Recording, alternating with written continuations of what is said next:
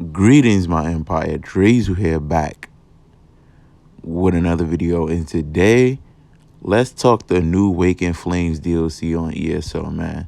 I know I'm a little late on this, you know what I mean? Looking at the, the patch note forums for the Wake in Flame, you know what I'm saying? But I got to looking at it, you feel me? Even though I was late, I got to looking at it. I got to reading everything about it.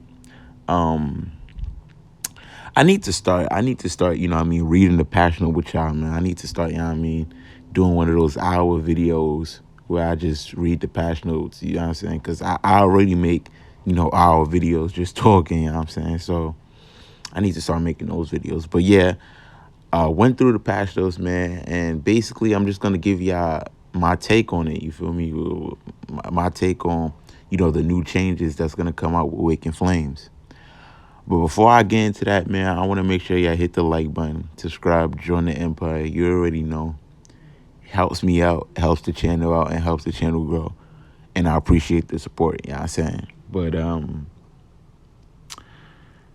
back to Waking Flames, you feel me? Back to Waking Flames. So overall, my take on Waking Flames, it's good, you feel me? All around, I really don't have a problem with Waking Flames. There's really no issue with Waking Flames. Everything that they're changing, I feel like Waking Flames wasn't too necessary. Like the changes they're doing aren't too necessary. But I don't know how to put this. Like, I don't know. I feel like ESO could have lived without those changes, but the changes is cool. Like, the changes is a little up, you know what I mean? It's a little, better. It's a better state that ESO is going to be in Wake and Flame, man. So, just to talk about some of the positives, they're buffing tanking a little bit, you know what I mean? They're buffing, tankiness and CP and passives and stuff like that. They're buffing, armor, armor value caps and stuff like that on certain CP and passives and stuff like that, which is really good. You know what I'm saying? They bring it back, tankiness. That's something I really like. They're giving tankiness a nudge back up because Lord knows that Lord knows that Lord knows that ESO tankiness is dead. Like, tanking in ESO in PvP is dead. You know what I'm saying? In PvP, tanking is dead. So at least they bring it back a little bit, taking it so they could like kind of recover from that, like, this meta where it's like how can I put this? One of my last videos, I put it like Call of Duty, you know what I'm saying? Like, ESO PvP, open world PvP has become like Call of Duty. It's become just high damage and people die in seconds, you know what I'm saying? It's become like Call of Duty. But yeah, so they kind of, bring it back a little tankiness, bro, making it so people could survive a little bit more, have more survivability, which I like, because I just feel like the game, like, everybody is just too squishy except Stam Necros. Yeah, except Necro in general, you feel me? Necro is the only class that probably lived, the anti-tank metas, you feel me? They just didn't care. They was like, I'm still going to be tanky at the end of the day. But yeah, that's one thing. Another positive I have is they're kind of buffing magic classes. Well, really, to put it, to put it like differently, they're making the staff more appealing to magic classes, because a lot of magic classes now are turning into melee builds where they're running, two-hand sword or two-hand dagger or two-hand, more like just two-hand or dual. You have like Magic Templar is a perfect example. You have, Magic Warden, starting to run, two-handed or dual. And I see now they're buffing, it's called, they're buffing destruction staff. You feel me?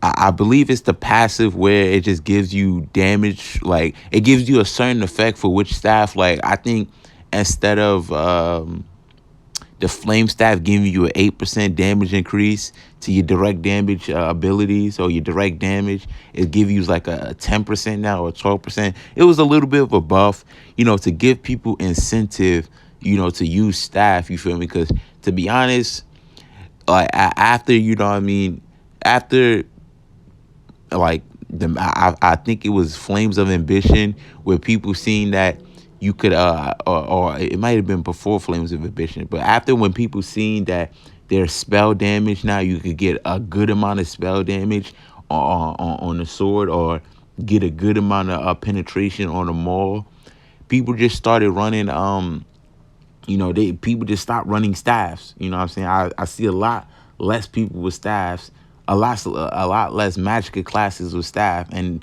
a lot more of them, with two-handed swords and dual wields. You feel me? So I really like that they changed that. I mean, they buff, staff to give people a little bit more incentives. I wish they would buff it a little bit more. You know what I'm saying? I don't know what way they would buff it, but like buff another passive, like I don't know. You feel me? Maybe I'm just talking, but I feel like they need to buff staff just a little bit more, bro. Give people a little bit more nudge. You feel me? But yeah, I really like that they buff staffs. What else? The cloak changes. I never really got that. The cloak changes I really never got. When I was reading it, I had to read it like 5 times, and I still didn't get like the point of it. I guess it was like to really just generalize what can take Nightblades out of cloak and what can't, or what can't, and what can. And I'm just like, is this a buff to Nightblades or a nerf to Nightblades? Because the things that can take Nightblades out of cloak, like that they list off, is the things that everybody was using to take Nightblades out of cloak in the first place. So I just don't know. Maybe, I mean, there were certain things like Templar's purifying light that could take Nightblades out of cloak. You know, at some point, right now it can take Nightblades out of cloak. So I guess they're like trying to prevent those type of abilities that aren't really supposed to take Nightblades out of cloak. You know what I mean? And be like, yeah, that is not supposed to take them out of cloak. Only these type of abilities is supposed to take them out of cloak. But I never really got it. I don't know. You feel me? I don't know what to say about that Nightblade cloak situation.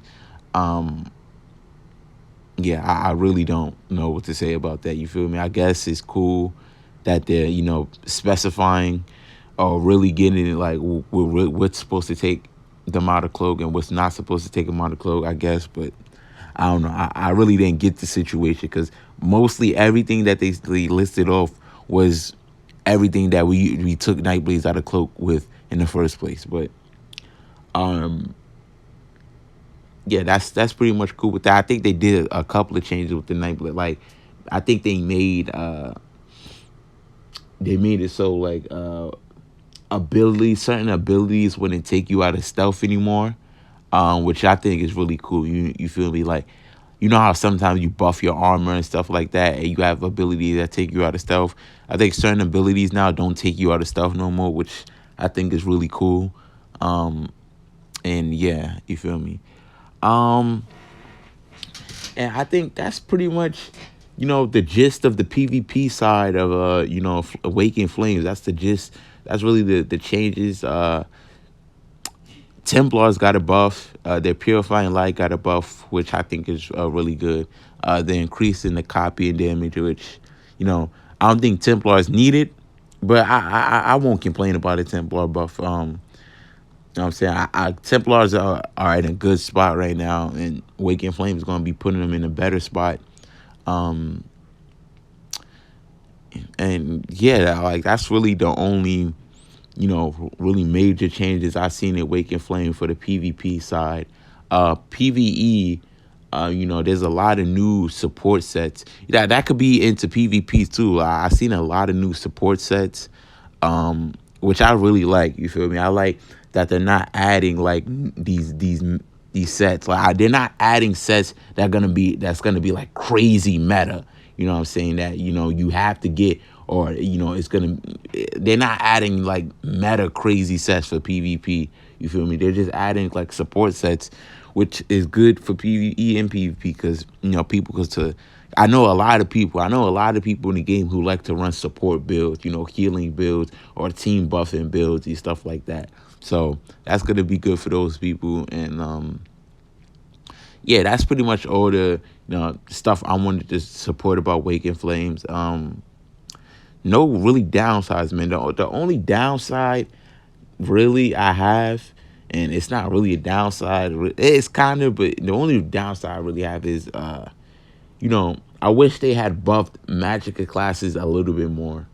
You know, like I said, they buff staffs, but I wish they would have did something to give Magicka classes a buff, man. Because we already know stamina is on top in PvP. We already know that. So I wish they would have did something to buff Magicka just a little bit. Magicka class, like give them an edge, especially a regular Magicka Nightblade, not bombers. I'm not talking about bombers. You already know what I think about bombers. They're SS plus 1,000, but people who build Magicka Nightblade regular, it's kind of like, you know, Magicka Nightblade or open world PvP is nothing. You know what I'm saying? They do really, really bad. I wish they would did something to buff some Magicka classes, just a little bit more buffs to Magicka classes. But other than that, I don't really have nothing to complain. They good job, good job, ESO. Good job, ZeniMax. You came out with you coming out with a DLC that really doesn't, really got only positives. You know what I'm saying? But yeah, if y'all enjoyed this video, make sure y'all hit the like button, subscribe, join the Empire, and yeah, Drizzle Empire out. I'm gonna see y'all.